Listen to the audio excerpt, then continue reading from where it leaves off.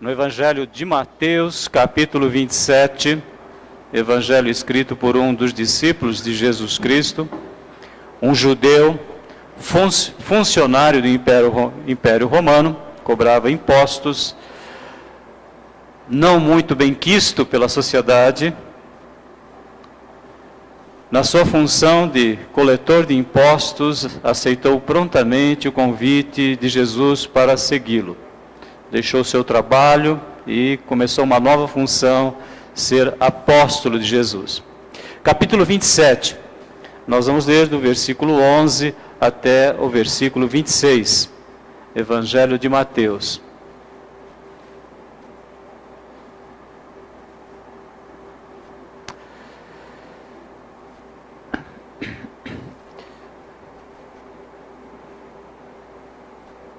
Jesus foi posto diante do governador e este lhe perguntou: você é o rei dos judeus? Respondeu-lhe Jesus: tu o dizes. Acusado pelos chefes dos sacerdotes, pelos líderes religiosos, ele nada respondeu. Então Pilatos lhe perguntou: você não ouve a acusação que eles estão fazendo contra você?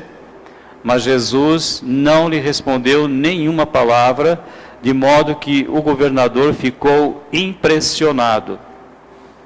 Por ocasião da festa, era costume do governador soltar um prisioneiro escolhido pela multidão. Eles tinham naquela ocasião um prisioneiro muito conhecido chamado Barrabás. Pilatos perguntou à multidão que ali havia se reunido: qual desses vocês querem que lhe solte, Barrabás ou Jesus, chamado Cristo? Porque sabia que o haviam entregado por inveja. Então Pilatos, sentado no tribunal, sua mulher lhe enviou esta mensagem: não se envolva com este inocente, porque hoje, em sonho, sofri muito por causa dele. Mas os chefes dos sacerdotes e os líderes religiosos convenceram a multidão a que pedisse Barrabás e mandasse executar Jesus. Então perguntou o governador: qual dos dois vocês querem que eu lhe solte? Responderam eles: Barrabás. Perguntou Pilatos: que farei então com Jesus chamado Cristo? Todos responderam: crucifica-o. Por quê? Que crime cometeu? Perguntou Pilatos. Mas eles gritavam ainda mais: crucifica-o. Quando Pilatos percebeu que não estava obtendo nenhum resultado, mas ao contrário estava se iniciando um tumulto, mandou trazer água, lavou as mãos diante da multidão e disse: estou inocente do sangue deste homem. A responsabilidade é de vocês.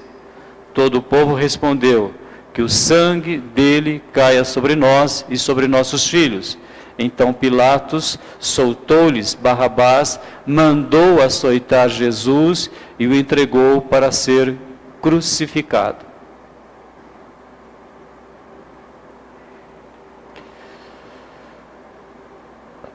A palavra de Deus tem nos colocado diante de três personagens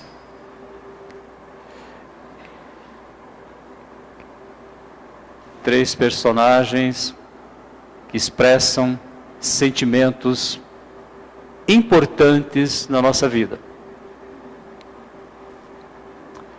Primeiro, Pedro. Qual o sentimento que invadiu o coração de Pedro e que faz parte da nossa existência? Medo. Depois, Judas. O que aconteceu com Judas? Desespero. Todo ser humano enfrenta situações de medo, situações de desespero. Mas o medo de Pedro, pelo poder do Espírito Santo, pelo seu contato com Jesus, foi transformado em segurança. Judas ficou desesperado e não conseguiu sentir não percebeu o amor, o cuidado que Deus tinha com a sua vida, e ele perdeu a esperança. Terceiro personagem desta noite. Um governador que não sabia o que queria. Uma autoridade sem convicção. Passamos por momentos assim, não sabemos o que fazer, dúvidas, mas temos que glorificar ao nosso Deus, porque através do poder do Espírito Santo, e no nome de Jesus, Ele pode fazer com que eu e você saibamos o que nós queremos da vida. Que nós tenhamos convicções, ou uma convicção inabalável na pessoa de Jesus Cristo. Vamos orar por isso? Que nós sejamos pessoas determinadas na vida espiritual. Na linguagem popular, que a gente nunca fique em cima do muro. É difícil, né? Às vezes é mais fácil você contemporizar, você aceitar a situação, você não ir contra a multidão, mas nós suplicamos que Deus nos faça pessoas com convicção, e a nossa convicção está fundamentada única e exclusivamente na pessoa de Jesus Cristo. Porque nele nós temos tudo o que precisamos de conhecimento, de sabedoria, de força, de poder para viver esta vida e na certeza da eternidade. Você gostaria de orar nesse sentido? Se você já é uma pessoa convicta, você sabe o que você quer, mas que isso possa crescer na nossa vida, isso vai nos fazer muito bem, principalmente no aspecto espiritual. É muito duro você não saber que caminho você está percorrendo, né? Você está na dúvida, mas o Espírito Santo quer que você e eu tenhamos plena convicção que não sigamos o mau exemplo de Pilatos. Todo mundo conhece Pilatos, né? Uma autoridade romana. Vamos orar. Senhor nosso Deus e nosso Pai, nós te louvamos porque através do teu Filho Jesus Cristo, tu podes fazer com que nós cresçamos naquilo que nós cremos, nas convicções e principalmente sejamos determinados na vida espiritual. Que nenhuma dúvida paire sobre o nosso coração, porque sabemos que essa é a tua vontade, que a nossa confiança em ti seja inabalável, independente das circunstâncias, independente das pressões, que nós estejamos sempre com os nossos olhos focalizados no autor e consumador da nossa fé, que é o teu Filho Jesus Cristo, e sabemos que é isso que tu queres de nós, no poder do Espírito Santo, no nome de Jesus. Amém.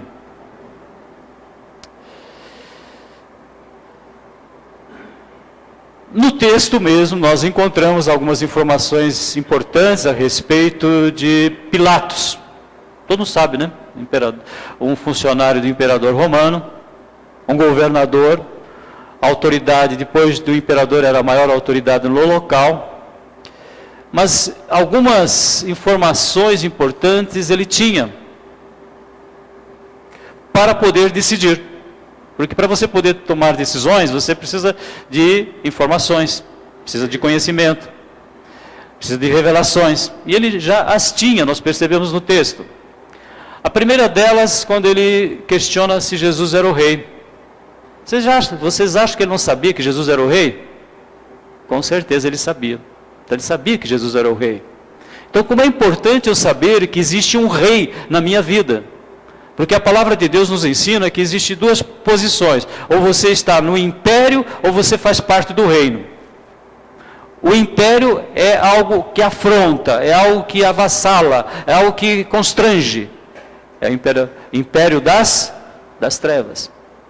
O reino te liberta, o reino é governo, o reino é autoridade, o reino é sustentação. Então ele sabia que o imperador romano não resolvia os problemas do século I, apesar de ser a maior potência e o único país que alcançou realmente a globalização em termos de autoridade. E na visão de Daniel, vocês sabem que o único império no mundo que teve esse poder foi o Império Romano. Já tentaram, Carlos Magno tentou, várias outras pessoas tentaram, Alexandre o Grande, mas depois Bonaparte, Hitler, muitas tentativas já existiram para que houvesse uma autoridade universal. Não, mas nunca vai acontecer mais, porque o Império Romano, segundo a profecia de Daniel, ele é o único que alcançou a autoridade global. Eles dominavam a África, a Ásia, a Europa, todo mundo contemporâneo. Então ele sabia muito bem o que era estar debaixo de um imperador, que tinha um poder ditatorial, e sabia também que Jesus era o rei. Rei é governo, rei é alguém que cuida de nós, é alguém que faz tudo de melhor para mim e para você. E nós sabemos que essa pessoa é Jesus Cristo, ele é o rei. Ele tinha uma outra informação importante, quando ele diz assim, você é o Cristo. E o Cristo é algo importantíssimo na vida do ser humano, porque o ser humano precisa de alguém que venha de Deus com a função salvadora. Então a palavra Cristo significa o quê?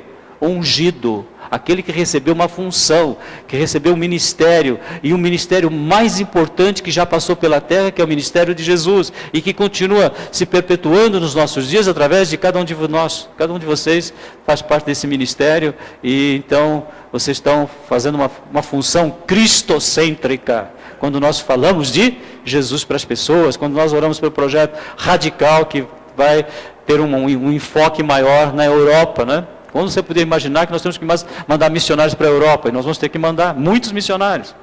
Quando os primeiros missionários evangélicos cristãos vieram da Inglaterra, foram para os Estados Unidos, depois vieram para o Brasil, França também já foi um celeiro, Alemanha também, hoje são países que precisam de pessoas que falem de Jesus para eles, pessoas que intercedam. Então, ele sabia que ali estava diante daquele, o único que recebeu a função de descer dos céus e se colocar diante de nós e falar assim, olha, aqui está ninguém conhece o Pai senão o Filho, e aqueles a quem o Filho quiser revelar. Então ele sabia muito bem disso. Que mais que nós percebemos no texto? Ele tinha uma mulher sábia, não tinha? Tinha ou não tinha? Porque o Espírito Santo falou com aquela mulher durante a noite que o que estava acontecendo ali estava tudo errado. Então ele diz assim, olha, toma cuidado, esse homem que está aí, ele é inocente, porque eu fui avisada disso, né? Então nós sabemos que ele tinha pelo menos 3 informações importantes. Ele sabia que Jesus era rei, ele sabia que Jesus era o Cristo, o Messias, que tinha a função de salvação da humanidade, ele sabia que era inocente. Então, já é um começo bom, não é? É um ponto importante para você refletir a respeito de dos momentos talvez mais críticos da humanidade, em que houve um julgamento. Na verdade, esse julgamento foi composto de vários julgamentos. Nós estamos em um dos julgamentos, em que depois de ter passado pelas autoridades dos judeus, agora está debaixo da autoridade romana, porque o judeu não tinha a palavra final. Porque na lei de Moisés podia apedrejar, podia crucificar, mas tinha que ser debaixo da autoridade do Império Romano. Então a magistratura da época é que tinha autoridade para fazer com que eu pudesse fazer válido aquele julgamento, então tinha que passar por Pilatos. Funcionário, alto escalão, governador, nomeado pelo César da época.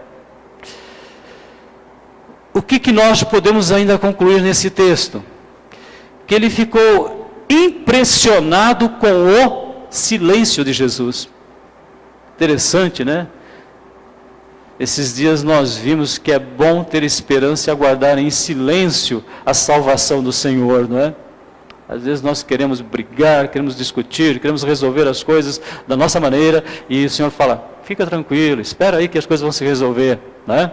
Então Jesus é o exemplo perfeito de alguém que sabia esperar totalmente no Senhor. Então, não foi sem razão que Pilatos, um homem que devia ter bastante percepção, ele lidava com muita gente, e ele pôde então dizer, eu fiquei impressionado com Jesus, porque ele não respondeu nada. Vieram um montão de gente acusando, as autoridades dos judeus, os sacerdotes, os escribas, e todo mundo acusando, e ele nada respondeu. Versículo 14, mas Jesus não lhe respondeu nenhuma palavra, de modo que o governador ficou muito impressionado. Então, nós ficamos realmente muito impressionados com Jesus, porque ele sabia esperar no silêncio, não é? Ele obedecia, ele veio para obedecer, veio para cumprir. O profeta Isaías diz assim que ele foi oprimido, afligido, mas não abriu a sua boca, né? Num momento extremamente importante, quando ele estava orando, se preparando para enfrentar a minha e a sua cruz, a nossa cruz, ele tinha que enfrentá-la. Então a palavra de Deus diz como o sofrimento foi tão grande, que ele na sua humanidade, porque ali ele era verdadeiramente homem, verdadeiramente Deus, então como homem, ele recebeu o socorro de um anjo. Bom, né, saber que nós temos esse socorro de Jesus. E apareceu-lhe um anjo que o fortalecia. E em agonia, em grande sofrimento, orava mais intensamente, e o seu suor se tornou em grandes gotas de sangue que corriam até o chão. Em silêncio. Ele sabia que o Senhor estava com ele, que o Senhor ia providenciar o cuidado, por isso que o silêncio deixa às vezes as pessoas impressionadas. E nós sabemos que Jesus é o exemplo perfeito. Hoje de manhã nós vimos, né? Esperei com paciência no Senhor, e Ele se inclinou para mim e ouviu o meu clamor. Então, Pilatos, ele tinha todas esse conhecimento. Segundo, além de ele ficar impressionado, ele também tinha o conhecimento de que ele estava diante de uma situação que na história do povo judeu, quando se comemorava a Páscoa, havia um indulto. O que é um indulto? Um perdão para um criminoso. Vocês já ouviram falar do indulto do Natal? Que algumas pessoas que estão cumprindo pena, elas recebem, o presidente da república assina um documento, e ele está livre da pena. Então tinha mais 3, 4 anos para cumprir, está livre. Ele teve um indulto, um perdão, sem cumprir a pena total. Então o que acontecia? Na Páscoa, para celebrar a Páscoa, havia um ritual, havia uma cerimônia, que nós não encontramos isso lá no Antigo Testamento, mas começou a fazer parte da festa da Páscoa, que uma pessoa fosse liberta. Porque Páscoa significava o quê? Libertação. Então ele teve que enfrentar uma situação extremamente interessante também, porque ele tinha que libertar alguém. E no momento havia duas pessoas, Jesus Cristo, o Filho de Deus, que ele sabia que era o Rei, que ele sabia que era o Messias, que era o Cristo, que ele sabia que era inocente, que ele havia ficado impressionado com o silêncio dele, e um criminoso famoso chamado Barrabás, todo mundo conhece. Então isso evidencia para nós a necessidade que eu e você temos, que alguém nos substitua, para que a gente possa ter o quê? O perdão. Você é pecador? Todo mundo é pecador aqui? O Salmo 130 é muito bonito, que ele diz assim: se tu atentares, se o Senhor observar a nossa vida, quem, Senhor, ficará vivo, né? Na tradução antiga, se tu, Senhor, observares as nossas iniquidades, Senhor, quem subsistirá? Mas contigo está o perdão, para que sejas temido. Então, havia essa informação já antiga, lá do livro de Gênesis, né, que Moisés registrou. Depois a festa da Páscoa, uma festa importantíssima, que significava a libertação do povo judeu da escravidão do Egito, em que os filhos de todos aqueles que marcaram as suas casas, não foram só judeus não, né? Nós vimos hoje isso, uma multidão de egípcios obedeceram também e marcaram as suas casas com sangue, ou seja, creram no sangue de Jesus, creram na morte de Jesus, Jesus tinha morrido por eles, então a substituição. Então você tem toda a condição de falar, eu creio que Jesus morreu por causa dos meus pecados. Nós temos que ter convicção disso. Não basta ficar apenas impressionado, emocionado com o silêncio. É preciso que a gente tenha essa convicção. Alguém morreu no meu lugar. Por isso que Barrabás não resolveria o problema. Por isso foi necessário que Jesus, já mostrando para nós que Jesus estava morrendo, Ele estava sendo condenado para morrer no nosso lugar. Então, na palavra de Isaías, todavia o Senhor agradou moê-lo. Nós vimos isso esses dias. Passar um trator em cima dele, né? Como se fosse isso. Fazendo enfermar, ficar sem forças, quando a sua alma se puser por expiação do pecado. Então, na hora que ele fosse lá morrer em nosso lugar, ele ia atrair muitas pessoas para ele. Só que neste momento, você mais uma vez reflita: será que eu sou um cristão convicto? Será que eu creio só em Jesus como o meu único e suficiente Salvador? Se você não faz isso hoje, a partir de hoje faça. Será que eu sei que só Ele pode me socorrer? É só Jesus. Porque se o Senhor atentar para a minha vida, quem vai ficar vivo aqui? Mas com Ele está o perdão. E esse perdão é Jesus. Então, ele teve mais uma grande oportunidade de poder tomar uma decisão de convicção e não de encenação. O que ele fez? Uma cena ridícula, né? Lavar as mãos, não tem nada a ver com isso. Ele sabia que, como autoridade romana, ele até disse para Jesus: olha, eu tenho autoridade. Mal ele sabia que a autoridade não era dele, era de Deus, né? Mas a gente às vezes pensa que a autoridade é nossa. Então ele falou, ele tinha autoridade para prender ou para soltar Jesus. Não tinha nada, né? Nós sabemos que a nossa autoridade está extremamente limitada. Então ele, mais uma vez, deixou de aproveitar uma situação que podia fazer com que ele pudesse ter a sua vida salva. Mas ele preferiu um ato simbólico, uma cena, né, uma cena de teatro, lavando as mãos. Ou seja, eu vou continuar em cima do muro, eu vou continuar com as minhas convicções, eu vou continuar naquilo que eu creio. Irmãos, nós precisamos suplicar para Deus que nos dê determinação, convicção, porque a Bíblia diz que a pessoa que não tem determinação, não tem convicção, é como uma onda no mar que vai para cá e para lá. Não é assim que Tiago diz? Então nós agradecemos a Deus porque podemos ter essa convicção. Se algum de vós tem falta de sabedoria, peça a Deus que a dá a todos liberalmente. O Senhor está aqui para responder o seu medo, o seu desespero, a sua falta de convicção. O meu medo, o meu desespero, a minha falta de convicção. Em alguma área da minha vida que eu não tenho ainda, Ele está pronto para resolver isso. Porque Tiago, irmão de Jesus, diz: se algum de vocês tem falta de sabedoria, peça a Deus que a todos dá liberalmente e não cobra de nós, não esfrega na cara. Peça, porém, com fé, em nada duvidando, porque o que duvida é semelhante à onda do mar que é levada pelo vento e lançada de um lado para outro. Não pense tal pessoa que receberá do Senhor alguma coisa. Homem de coração inconstante, mente dividida. Se existe alguma coisa que nós não podemos estar divididos, é na questão espiritual. Há um só Deus, um só mediador entre Deus e os homens, Jesus. Não há mais ninguém. Jesus, humano, como nós, mas divino, para poder ressuscitar e nos dar convicção. Então, é bom estarmos aqui para dizer assim: Senhor, eu te louvo e te agradeço, porque a maior convicção que um ser humano pode ter é que ele saiu do império das trevas e foi para o reino da luz. Nós estávamos perdidos, agora fomos achados.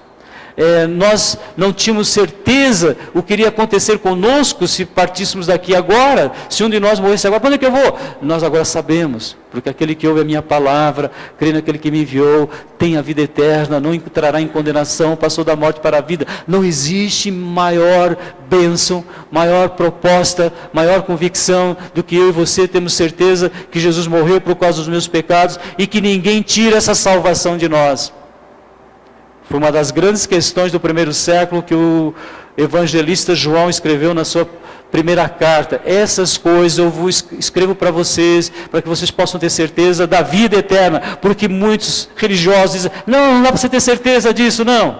Como é que você pode ter certeza de uma coisa dessas? Você não merece.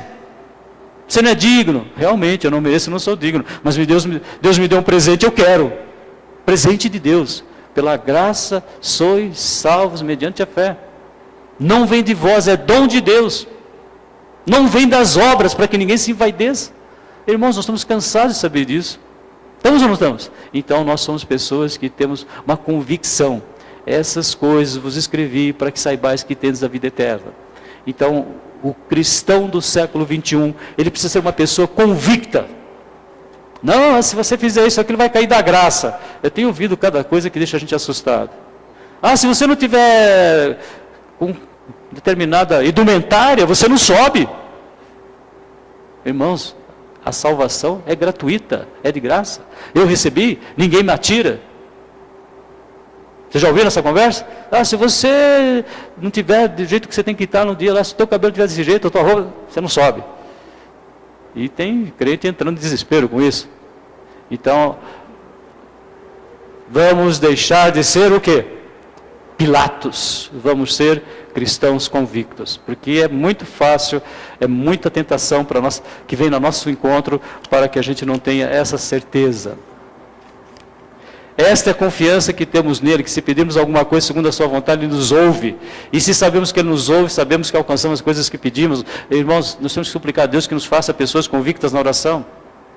Jó, num período de maior sofrimento da sua vida, ele diz assim: porque eu sei que o meu Redentor vive e que por fim me levantará sobre a terra. E depois de consumida a minha pele, contudo ainda em a minha carne, eu verei a Deus. Ele tinha certeza, Jó tinha certeza de que Deus o havia salvado. E o apóstolo Paulo dizia: eu sei em quem eu tenho crido, e sei que Ele é poderoso para guardar a minha salvação até o dia que eu partir daqui. Porque nós somos humanos, pecamos, né? Se dissermos que não temos pecado, enganamos a nós mesmos, né? Não é isso? Então a gente sabe, então eu vou perder a minha salvação. Não vou tomar uma decisão consciente, vou lá lavar as mãos. Que encenação, né?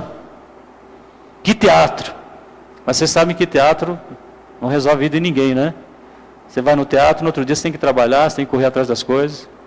Então, nós louvamos a Deus, porque eu sei em quem eu tenho crido. E que Ele é poderoso, Ele guarda o meu tesouro até o dia final. Ele faz com que eu e você possamos caminhar esta semana, todos os dias da nossa vida, na plena convicção de que Jesus nos salvou. Sirva a Ele então. Sirva a Ele. Né? Quem nos amou tanto, vamos amá-lo também. Então é uma convicção para servi-lo, para você se dedicar totalmente a Ele. Quando o apóstolo Paulo fala a respeito da ressurreição, ele fala: eu tenho tanta certeza da ressurreição que o Espírito Santo colocou no meu coração, que eu vou ser abundante no serviço do Senhor, vou trabalhar para o Senhor. Então, convicção de servir. Então você vai servir por quê? Porque Ele te deu convicção. Você já pensou a tristeza desse homem? A amargura que ele deve ter enfrentado, depois de ter lavado as mãos e jogado a responsabilidade para os outros? Assuma a sua responsabilidade. Nós temos uma responsabilidade individual. Ninguém pode receber a nossa recompensa e nem a condenação se você não aceitar, se você não tiver uma convicção com Jesus. Ninguém pode substituir você. Vamos agradecer a Deus e vamos pedir o quê? Nos faça pessoas convictas, determinadas para servir ao Senhor, com a plena certeza da salvação. Muito bom, né? Sem merecer, pela graça, somos salvos mediante a fé. Esta não vem de vós, é dom de Deus, não vem das obras para que ninguém se envaideça. E somos feitura sua, criados em Cristo Jesus para as boas obras, para fazer o bem. Vamos curvar as nossas cabeças. Curve a sua cabeça e fala: Senhor, eu quero ter essa convicção. Só Jesus, né? Eu quero tomar decisões, mas mediante a ação do Espírito Santo.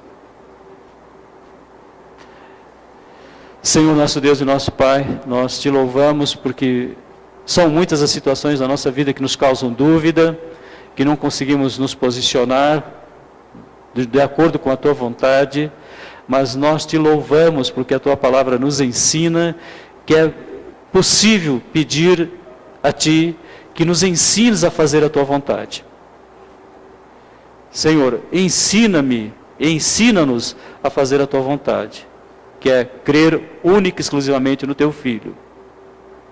Que o teu bondoso Espírito nos guie por terrenos planos, terrenos de fidelidade, de pureza, de santidade, de rejeição do pecado, de libertação dos meios de comunicação, da mídia, que muitas vezes quer fazer um estrago tão grande na vida dos cidadãos do século 21, das pressões que nós sofremos no trabalho, na escola, na comunidade, na família.